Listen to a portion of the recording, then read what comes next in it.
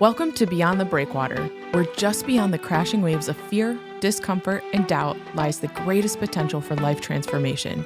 We want to guide you into the open waters where the calculated risk you take becomes the turning point for you or your organization to thrive. So draw up your anchors and prepare for departure in this week's episode of Beyond the Breakwater.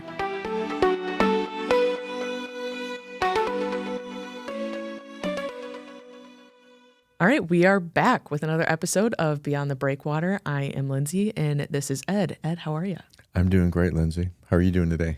I'm good. I'm ready to talk about the thing we're talking about today being Alice.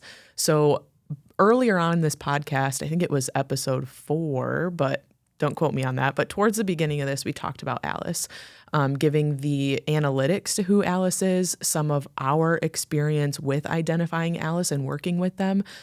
Today, we are going to hear directly from those who are in Alice. So Ed, if you could give a recap, who is Alice for people who are tuning in for the very first time, giving a little bit of just a succinct recap of what that episode was. Seems like a long time ago that we talked about Alice, but there's so much that has transpired between then and now. So this is really exciting that we kind of get to give some updates about what Alice is all about. So Alice is an acronym that United Way gave to a grouping of people that make somewhere between 30,000 and 72,000 for a family of 4. It's different if you're a family of 1 or 2 or 8. It doesn't really matter. But for a family of 4, it's between 30 and 72,000. And so ALICE is an acronym that stands for Asset Limited, Income Constrained, Employed. And that's the real key. It's people that are working. In fact, they're working all around us. So if I would just maybe throw out a couple examples for ALICE, they're the ones that are working in movie theaters and working in gas station, working in restaurants, working in grocery stores. It's the people in some capacity that serve us on a daily basis. That's great. So could you maybe review that household survival income piece too? Yeah, the household survival piece, when we say there's 72,000, that means for, at least in Michigan, that's 72,000. That's an adjusted. United Way for 2021, it was 59,000, but we adjusted it for 2023. That's something that we did. If somebody's looking for the data on that, that was just something that we took some of the numbers. We looked at rent. We looked at what it is now. We made some averages, and we increased a little bit to 72,000. And what that means for survival is that means you can pay all your bills every month. So now, that includes things like food, childcare, housing, utilities, yes, the basic necessities of life, phone, right? All the basic stuff, what it would take to survive and just have those basic needs met is 72,000. Right. But let's talk about what it doesn't include. It doesn't include $1 to go out to eat for a whole year. It doesn't include Christmas presents. It doesn't include savings. It doesn't include any of those things that are part of our daily life. I mean, going to get a cup of coffee somewhere, that's not included. So when we say survival rate, it really means I'm going to work, I'm coming home, I'm buying groceries, I'm feeding my family, I'm trying to get them to the doctor when they need it, I'm putting gas in the car, repairing my car, paying my rent, paying my utilities. It is truly like they pay all their bills. And they pay the bills on time. And that's a real key because a lot of people, if you're not at $72,000, you're trading around. Alice does a lot of trading. Like this month, maybe they won't make their cell phone bill. Next month, maybe they're not paying their car insurance bill. Maybe next month, they're not able to pay the full mortgage. So they're trading bills. And it makes it really a hard time for them. Yeah. So if you have not listened to that podcast, I would go listen to that earlier episode, but that hopefully just gave everybody kind of a quick review of who Alice is, who we're talking about. So from that podcast, actually, we had started kind of promoting on social media this podcast, taking little like 20-second, minute-long clips and posting those. So we had taken that minute clip from Alice, identifying who they are, those statistics, the numbers, the household survival income. We posted on social media and actually got an incredibly wide felt response, like nationwide. And we just watched this thing blow up within like a day or two. And it was a really exciting thing. Yeah. But as we were going through the comments, we got like 2,000 comments of people from all over saying like, I'm in Iowa making $55,000 a single mom. This is hard. I'm in Florida making $60,000, 6 kids. This is hard. And just hearing this all across the board. And as these comments were rolling in, I was like, oh my goodness, like this is the voice of Alice. Like Yes. these are not people who are commenting saying like, oh wow, like that must be hard. These were people saying, this is hard. This is my life. Thank you right. for seeing us. Like no one talks about this. Thank you for that. And so I think now is a really great time to jump back in and really, really see Alice, give them a voice, because we have the data that United Way has given us. We have our experience with serving Alice, and with that providing a little bit more of that identity. But like I said, what we want to do today is read through some of those comments and really just give our listeners an idea of what it is to be in the Alice group. Yeah, before we get to those comments, I think what's remarkable about having the data, we have the raw data of, this is how much transportation costs in Michigan. This is how much rent costs in Michigan. These are averaged out. And so we have those. And so we know theoretically, anybody who makes between 30 and 72,000, what it's like. And we know, you're right, you said this earlier, like because we have an auto garage, because we have the Bridge Food Center, every day we're working with Alice. I mean, it's 1 out of 4 people in our community and 1 out of 4 people in all of Michigan. So this is a huge segment of our population. But to have the validation of the data, to have the validation of the work that we're doing is incredible. Yeah. Because I don't think it exists anywhere. And as United Way has rolled it across America, and we're all assuming that this is accurate, this is right, what does it mean? Now hearing from all over the nation, and I forget how many comments did you get from Alice? Oh, over 2,000, I think, and there were like 460,000 views. So it was very engaging, I think, to Alice to again say like, thank you for seeing us. And I think with that too, like we talked about, a lot of Alice, they're restaurant workers, they're movie theater workers, they're gas station attendees, they work at the grocery store. I think like these are the people that are serving us, but they also are the people that we tend to not see. Like Correct. we're here enjoying a meal together, and our server comes and they refill our water without us noticing. They like the best servers like are either the ones that are like really charming, or the ones that like, oh, I didn't even see them, but like the whole time, like my food was warm, my water was refilled. They never skipped a beat. And so it's like they have this history of being unseen, and so we want to recognize them today. And giving them a voice is so key, and I think that's what the goal of today is. We just want to recognize, give the voice, and validate. Yeah. So I think another thing that this will do, and then we'll jump right into the comments here, is I remember seeing a lot of comments having questions about Alice or poking holes and not quite understanding. And so I think this will give us some, if you're probably also wondering some of the similar things. And so I think it will give some clarity there too. So first, we kind of want to talk about the difference between poverty and Alice based on a couple of these quotes. So let me just read a couple here. R. Smith said, when I lived below the poverty line, I was eligible for thousands per month in government assistance. When you go above the poverty line, it's so much harder. Another commented and said, I've been in all groups. The hardest group to be in is Alice. No help, can't afford anything, one event away from the pit.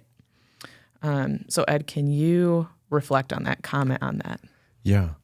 So let's start with the poverty level. That's something that the federal government, they're the ones who set that and say 30,000 and below for a family of 4 is considered poverty. And all that means, it just means that if you make 30,000 and below, that the federal government or the state government have the freedom to actually give out services and help people, help with rent or help with childcare, help with food.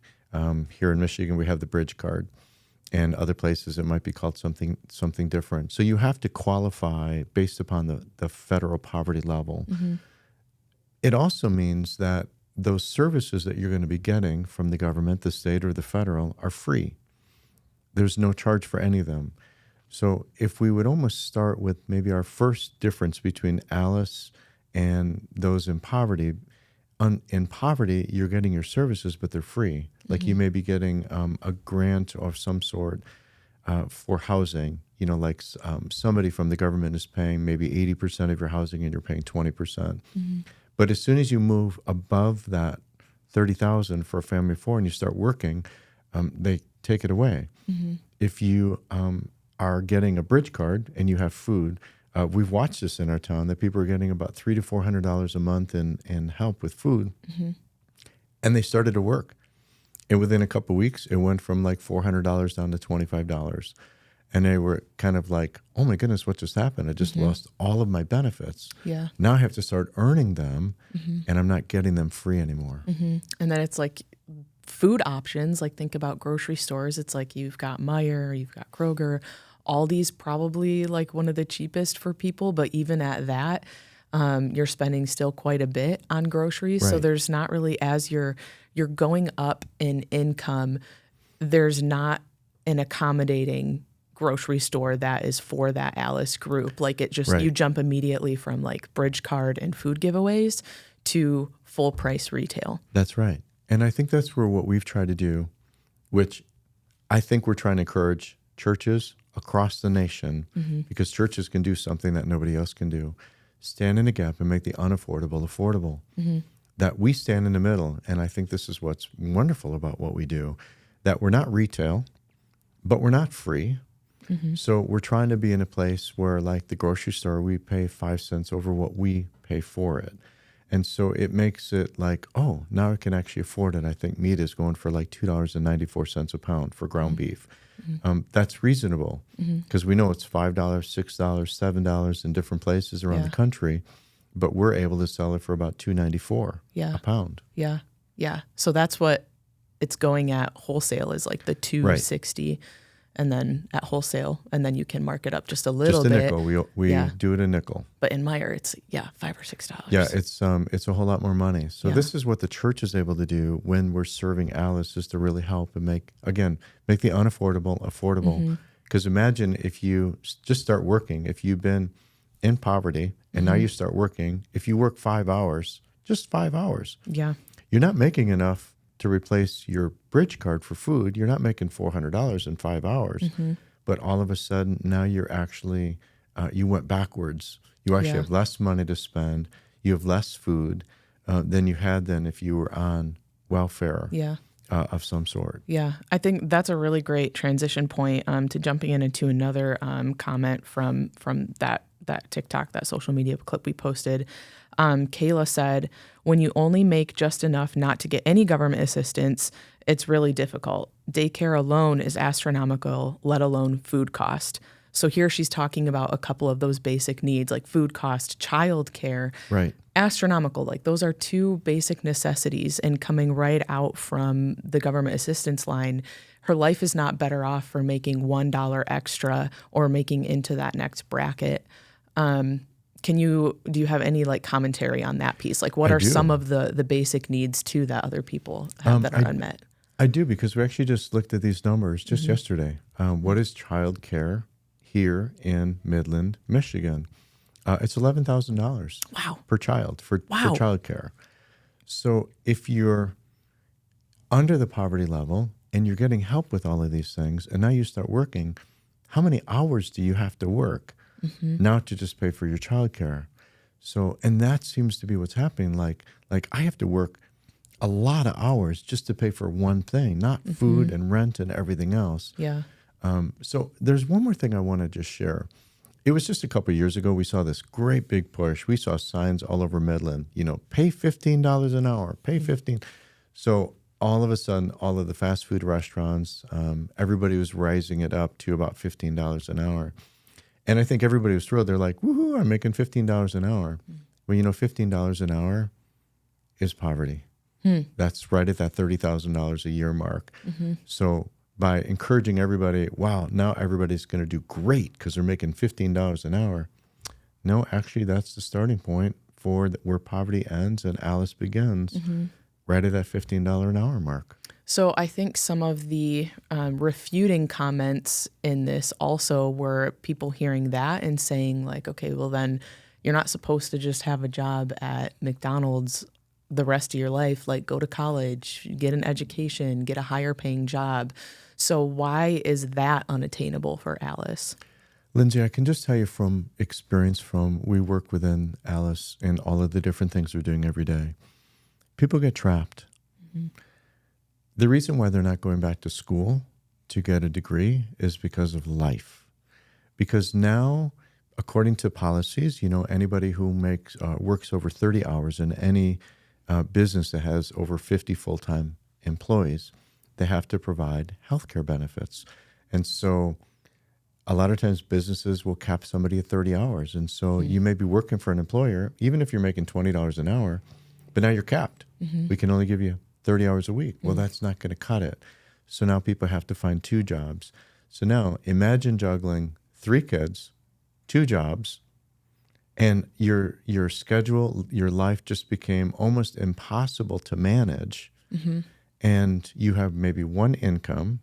And I just know from the numbers that we were looking at that this is in Michigan, 71% of female-led households are Alice. 51% of male-led households are Alice. 51% of seniors are Alice. So we're talking about a huge amount of, like, if you're a single dad, you're a single mom, over half are an Alice, and almost 3/4 of women are an Alice when they're single moms. Mm-hmm. So how does a single mom juggle life, work, kids, and then now we're going to say, well, why don't you just go back to school and get your degree so that you can get a better job? Right. That's what's impossible. Yeah. I have a couple different directions I could go with this, but I think that just led in perfectly to a couple of these situations that people also were commenting on. I think just begging, like, can you see my situation? Like, can you just have empathy for that? Yes. And so actually Holly, she lives in Des Moines, Iowa, said, single mom, 3 kids at home, $55,000 annual income, always broke, always struggling. I own a house, but I'm on my 2nd loan modification. I have insurance, can't afford the deductibles or copays. Have a car, it has no heat or AC, leaks, oil, no power steering. I float at least 2 bills per month. I have $23.31 in my checking account and 7 days till payday. It's heartbreaking. Yeah. Because when you think about somebody who's trying so hard, earning a pretty good living at $55,000 a year, they're probably making about $27 an hour. That's a lot of money. There's not a lot of jobs out there that are paying $27 an hour. And so think about making $27 an hour and you can't make it. Yeah. But we understand why. I mean, it's one of the reasons why we started the ministries that we did. And I wish every community would do things like this. Like we started a healthcare clinic. And here's the why. Because if you go to a local urgent care, it may be $50 or $60, but if you or your child needs any kind of test, RSV, flu, strep, COVID, you're looking at $100 a test. If the PA or nurse practitioner or MD says, hey, how about we do a little bit of blood work because we want to find out what's going on, now you're looking at anywhere from about $400 to $2,000 for blood work.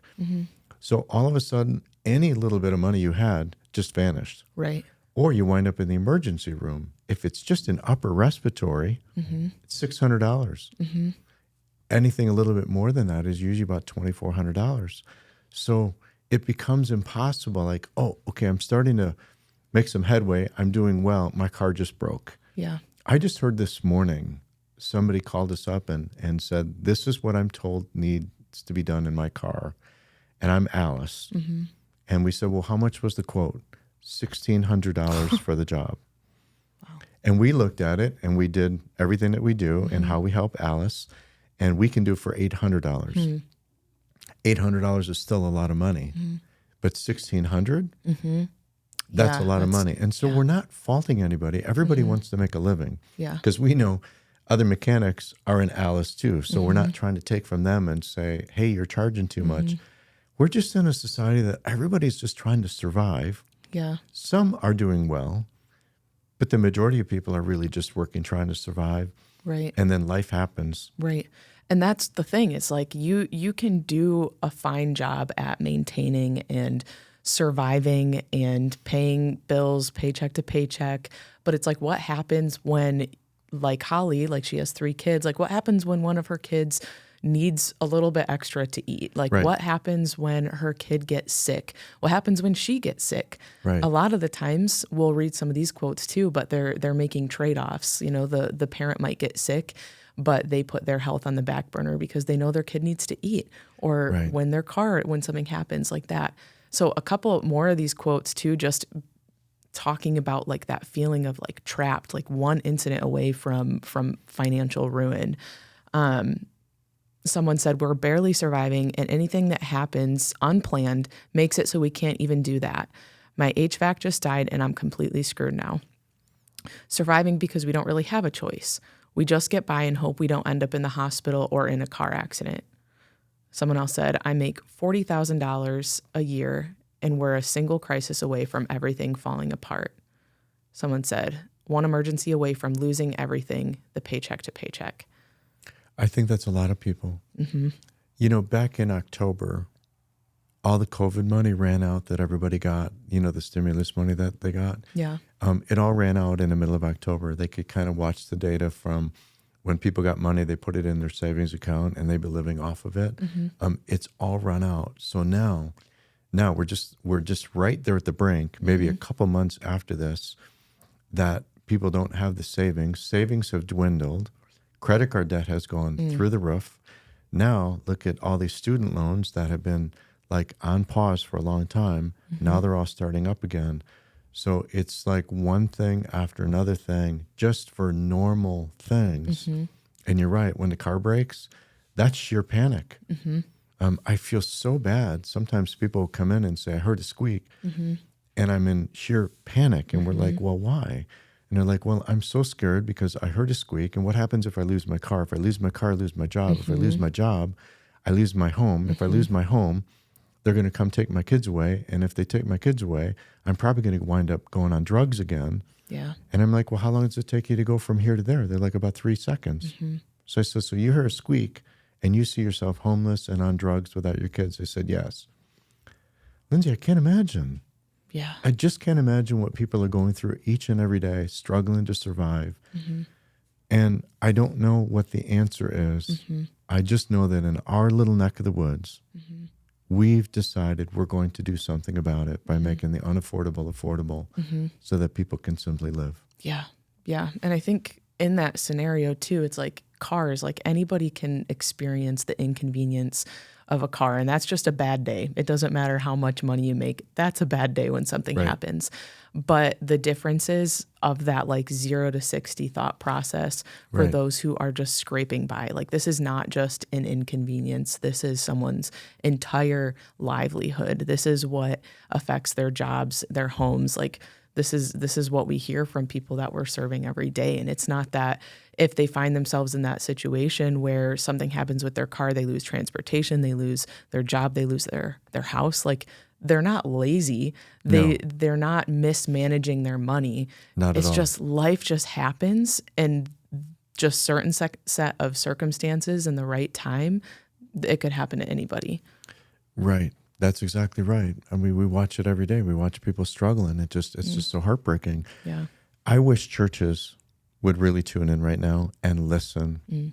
Jesus said, I have come that you might have life and have it to the full. If we think about, wow, he wants us to have life to the full, but I'm barely surviving. The church is able to do something that nobody else can do. Businesses are in business to make money, to provide for livelihoods. Agencies, oftentimes, they're in operation needing money just for the operation, and then trying to help people. Churches are standing in a very unique way because they're getting their tithes and their offerings, and that's for the running of the organization of the church. But that means the whole church is freed up to do some amazing things in the community. And isn't the church in the best place to help people have a better life in the name of Jesus, serving, being the hands and feet of Jesus, loving them, caring for them, understanding them, empathetic? And churches, for some reason, are sitting on the sidelines Right. Gathering for worship on Sunday morning, and then nothing. Mm-hmm.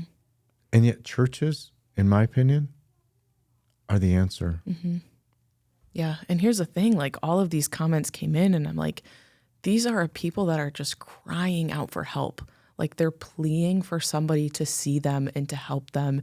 And when it says that Jesus came so that you would have life and have it to the fullest, do these people who are crying out for help and pleading for help, do they know your church and therefore know who Jesus is? I would beg to say that we're probably not representing all that Jesus can be for someone's life if everything that our life means in the church is just to gather on Sunday mornings. Like, are we out serving in the community? Do we believe that Jesus can offer life abundantly and fully to those in their physical space as well? It's a sad commentary when you talk to people that are in restaurants, that they will say that we hate Sundays. And I said, why? They said, because all the church people come in. Mm-hmm. And I said, why do you hate that? They said, first of all, they don't treat us real well. Yeah. And they never tip us well. Mm.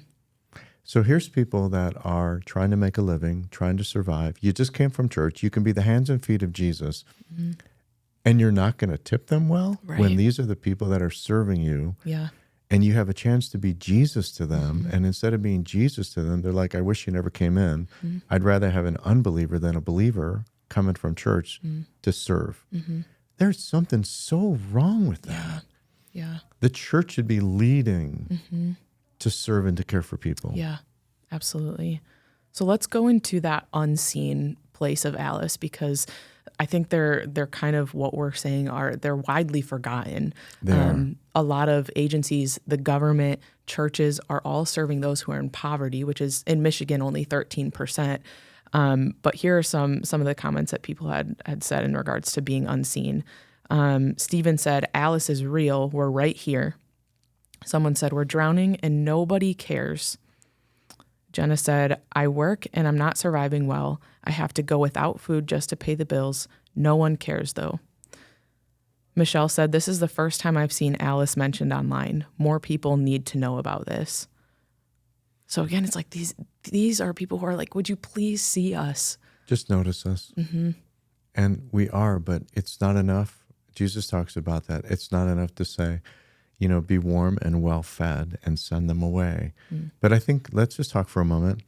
The church makes a huge, grave mistake when they start handing things out. Mm. Because if we're talking about Alice, and now you're starting to hand things out, now you're robbing them of their dignity. And I know we've talked about that a lot. Mm-hmm. Because now you're saying, oh, you poor person, here's some free food for you. Oh, it's not the best of food. Some of it's spoiled. Some of it's expired. Mm-hmm. But here's some food for you. And Alice is so resentful for that. Mm-hmm. I mean, Alice, they're working all day. They're working 50 hours a week. Yep. They are not going to go stand in a food line or take charity from any church or anybody else. Mm-hmm. They'd rather go out. I mean, they would rather go without. We read some of those comments. They would rather not eat than go take a handout, especially from a church that's robbing them of their dignity. Mm-hmm. So churches, please listen. Churches have the opportunity to open up even a small grocery store so that people can come in and buy. Right. And Alice wants to buy. See, Alice is working. And it has value, and they want to pay for it. Yep. But churches, here's the beauty of churches. You don't have to charge retail because you're not trying to make a living off of it. Right. But you don't have to give it away free because that's poverty and charity. Churches have this incredible ability to stand right in the middle of the gap and charge a nickel over what is paid for it. Yeah. And everybody wins. Yep. At that point, you have a business deal, a transaction. The playing field has been leveled. Yes. Yeah. So it's interesting. There was a comment on dignity, and they said, the government strips our dignity away from us. Problem solved, right? So this is not just us saying, like, people need to pay for stuff. They need, like, we can't just give stuff away for free. Like, they're saying, like, the government in them giving stuff away, they're stripping our dignity from us. Let's talk about dignity. Yeah. Because I think we can overlook the most important thing of dignity. Mm-hmm. Dignity is the core of my being. It is who I am.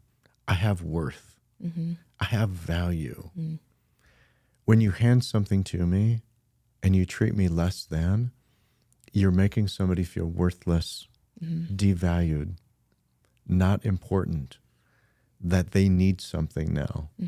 And so when you start messing with dignity in a person, you're going to the depths of their being, which is why it's so damaging. And churches, in the name of Christ, should never, and I mean never, help somebody by stripping them of their dignity. All right, now, but let me say this. There are some people who aren't able to provide for themselves. Yeah. It could be physical, it could be mental health, it could be somebody who's older, it could be age-related, it could be, there's a host of reasons. Yeah. Those are the times that the church can step in to say, oh, we'd like to do this for you. Right. But is there anything wrong with if you're going to go give firewood to somebody who needs, wood for the winter, to say, hey, could we ask you something? How about praying for us in what we're doing? Can you do that in exchange for firewood? I could do that. That'd be great. I mean, I think we can even allow people who don't have a whole lot of capacity to pay for it, that there are things that we could do and ask them to do so that they feel like I'm earning it. That's all everybody wants, is protect my dignity. Right. That's all we want. Right. Right. For sure. Yeah. And a couple more of these comments too, like someone had said, and remember, these are employed people, sick of hearing that nobody wants to work. We're working twice as hard for half as much. Someone else said, we get to work to be poor and we get taxed to make sure the non-working poor have enough. Another said, I work 55 to 60 hours a week and I'm still almost in poverty. Someone else said, I'm a single mom, have 5 jobs and still needed help from family to feed my kids.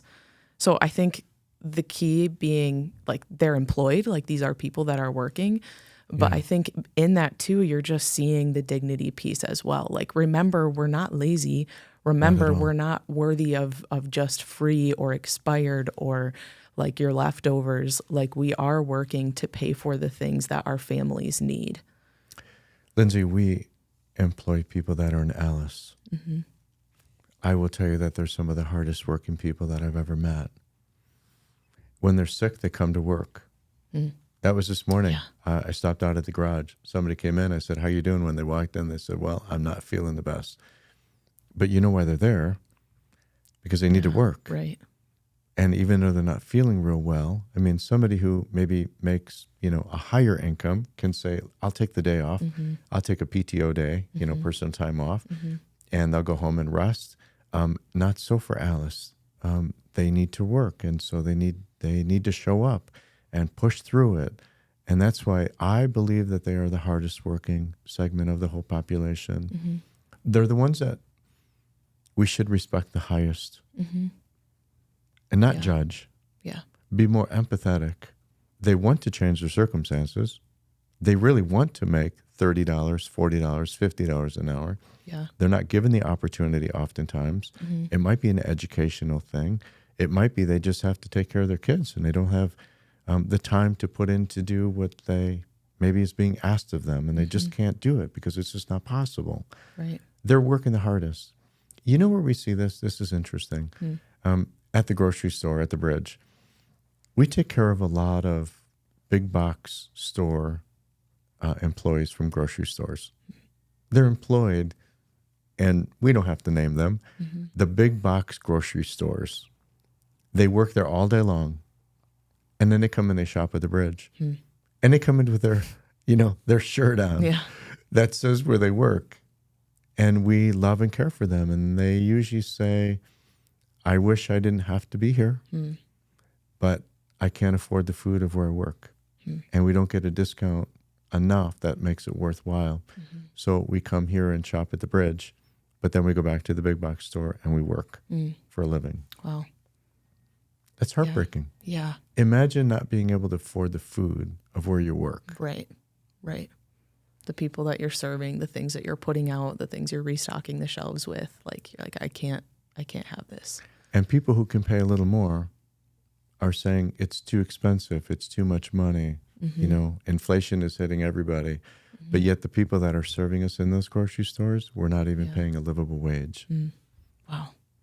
So maybe you are listening to this for the first time, maybe you've heard us talk about Alice before, but hopefully this has kind of put a different perspective on how you're viewing Alice, to just see like this is the lens through which they are viewing their lives and having to walk through their life. And so, Ed, you've said, we have to make the unaffordable affordable. I think I also saw some comments that were mostly fighting back, saying like, this is why we need to increase wages. This is why we need to have that livable wage. And my thought process behind that is like, we can fight that argument all day long, but there's not really much that like we can do to combat that for the world, for every single employer ever. Right. But what we can do is to stand in that gap and to make the unaffordable affordable, pair someone who has a little extra with someone who is in need, and the church can stand right in the middle. They sure can. Yeah. I think there's a couple of other things we could do. Yeah.